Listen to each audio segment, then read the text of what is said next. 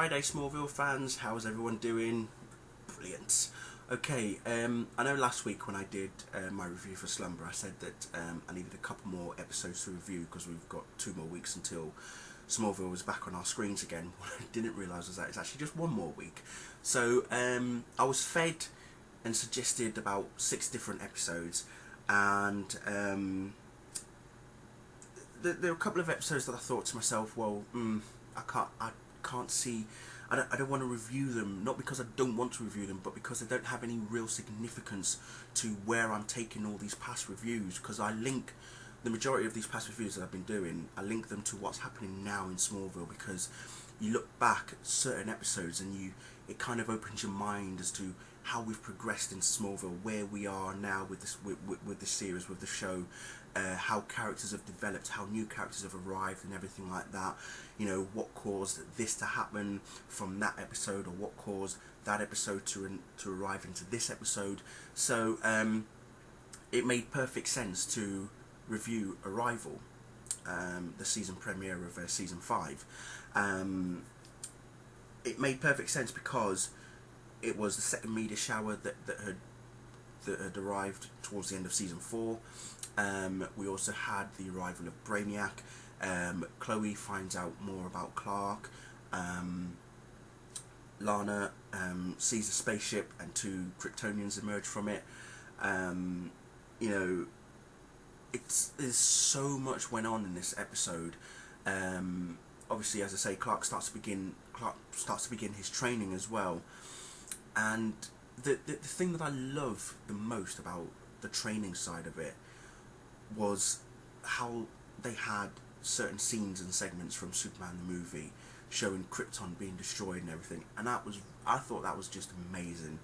And I mean, that's what Smallville is about. It's about young Clark becoming Superman, and seeing him, you know, look at the past of Krypton when it was destroyed, how it got destroyed and everything, seeing him being shipped off as a baby and everything. And as I say, if you watch the scene closely, you will see that they are exactly the same scenes that you saw in Superman the movie.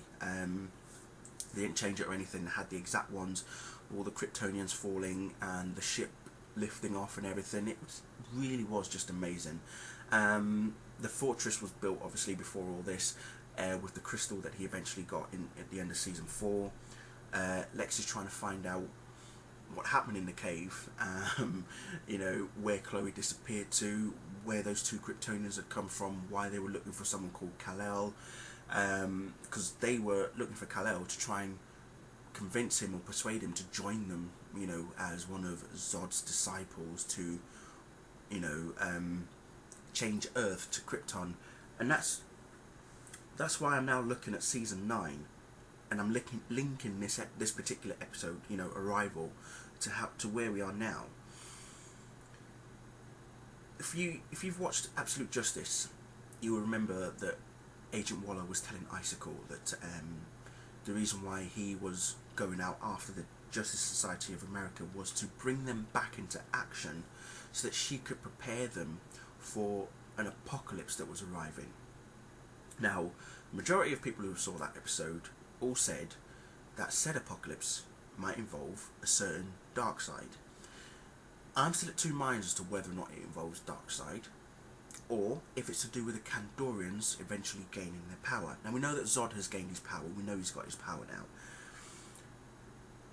But if you look at Arrival, and you look throughout the whole of season 5, right, the main objective of season 5 was Brainiac bringing Zod to Smallville, trying to make him escape from the Phantom Zone to take over, you know, someone's body. Now, at first he was going to try and do it with Clark's body, but because Clark had too much of Jor-El in him, you know, Brainiac thought, right, well, you clearly don't want to help your fellow Kryptonian kind of thing. You've got too much of your father in you, so I'm going to choose someone else. So he decides to go after Lex. So it all comes down to the fact that Zod and Clark are going to face off. You know, somewhere towards the end of season 9, I think there's going to be a big epic battle of some sort. Whether it involves just Clark and Zod, whether it involves Clark, Zod, Green Arrow, Justice League, Justice Society, all facing off against the Kandorians, who knows? Because I look at Arrival and I think it's all stems from there, coming into where we are now in season 9. The decisions that Clark has had to make over the period of time that Smallville has been on, the consequences that he's faced, the choices that he's made, some of them good, some of them very bad, and it all comes together. You know, I now watch this episode and I realise, and I say to myself, now it's understandable. Now I can see why that happened at that time, why the ship arrived, why the Kryptonians emerged, why Brainiac came out of that ship as well. His objective to bring Zod back to the planet, back onto Earth. Well, not back onto Earth, but, you know, to prepare the arrival of Zod and everything. You know, in season 6, or towards the end of season 8 even, you know, the Kandorians emerge from the orb and everything, and everything like that. You know, you just have to wonder, as time has gone on in Smallville, things have progressed so immensely that I think we're heading for something really big for the end of season 9. We know that it's going to be a season 10. I can't wait to see what happens in season 10. But right now, I'm really excited as to what's going to happen at the end of season 9. That's all I'm going to say. And as I say, it culminates from Arrival.